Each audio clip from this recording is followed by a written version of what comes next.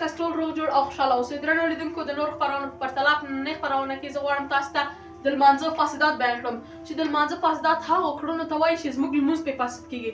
درنو لیدونکو زه به تاسو ته د لمانځه یو فاسد بیان کړم چې د لمانځه فاسدات 14 دانې دي. هیله لرم چې زده کړئ او که غواړئ د لمانځه په خوند پوه نو د لمانځه فاسدات مکروهات او فرائض د ټول ترسره کړئ. لومړی تازه کول د غاړې بې له عذره. درنو لیدونکو کله چې موږ په لمانځه درېږو نو کله چې په لمانځه درېږو باید خپل ستونی هر څه باید منظمه کړو. کله چې موږ په لمانځه درېږو که موږ داسې که عذر مو نه درلوده که په دې شکل مو وکړه زموږ لمونځ فاسد کېږي. دویم پرنجی وهل دی په لمانځه کې. درنو لیدونکو کله چې موږ په لمانځه درېږو زموږ له څنګ نه څوک تېرېږي که هغه پرنجی ووهه نو که موږ ورته الحمدلله یا رحمک الله ورته ویلې نو زموږ لمونځ فاسد کېږي. دریم فتحه ورکول دي بغیر له امام نه. درنو لیدونکو کله چې موږ په لمانځه ودرېږو نو جماعت ته تللي اوسو امام بېل ولاړ اوسي او موږ د هغه څخه بېله جمع کوو. که امام غلط څه په لمونځ کې که موږ فتحه ورکړه دا هم زموږ لمونځ فاسدوي. څلورم کلمه ویل د لا اله الا الله. کله چې موږ په لمانځه ودرېدلو نو که زموږ له څنګ نه څوک تېرېدل او وویل کلمه د لا اله الا الله په دې کلمې باندې څوک مسلمان کېږي که زموږ قصد د جواب ورکول و نو دا خو لمونځ فاسدوي او که قصد مو د هغه پویول ول دا لمونځ نه فاسدوي. د دې لپاره درنو لیدونکو چې موږ کله په لمانځه چې هغه وکړو نو دا ډېر اجر او ثواب لري چې په کلمه د لا اله الا الله یو نفر مسلمان کېږي. پنځم لوڅېدل د عورت دی. درنو لیدونکو ما تاسو ته په د لمانځه په شرطونو کې ویلي ول چې د سړي عورت د لونه شروع تر زنګانونو پورې ده. نو که د سړي عورت په لمانځه ودرېږي او که ښځه هم اوسي که چېرته یې عورت لوڅ سو نو د دې لمونځ فاسدېږي. شپږم د ژړا کول دي په لمانځه کې.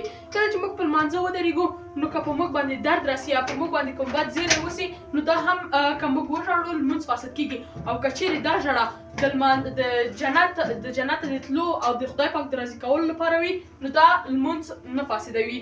اووم جواب ورکول د سلام. کله چې موږ په لمانځه درېږو نو که زموږ له څنګ نه څوک تېرېږي که هغه موږ ته سلام واچوو نو موږ که هغه سلام په لاس باندې او یا په ژبه باندې واخیسته نو زموږ لمونځ فاسد کېږي. اتم یادېدل د قضایي لمانځه. کله چې درنو لیدونکو مثلا موږ د ماسپښین په لمانځه د مازدیګر په لمانځه ولاړ اوسو نو موږ ته یاد شي چې موږ د مازدیګر لمونځ د ماسپښین لمونځ نه و کړی نو که موږ د مازدیګر لمونځ سر ته ورسوو دا زموږ لمونځ نه قبولیږي فاسد کېږي. د دې لپاره چې باید اول موږ قضایي لمونځ راوګرځوو بیا کوم لمونځ چې په هغه وخت کې فرض شوی باید هغه وکړو.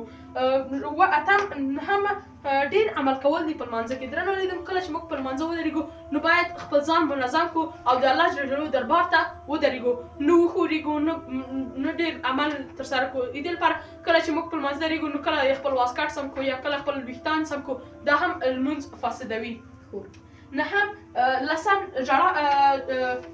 لسم خبرې کول دي په لمانځه کې.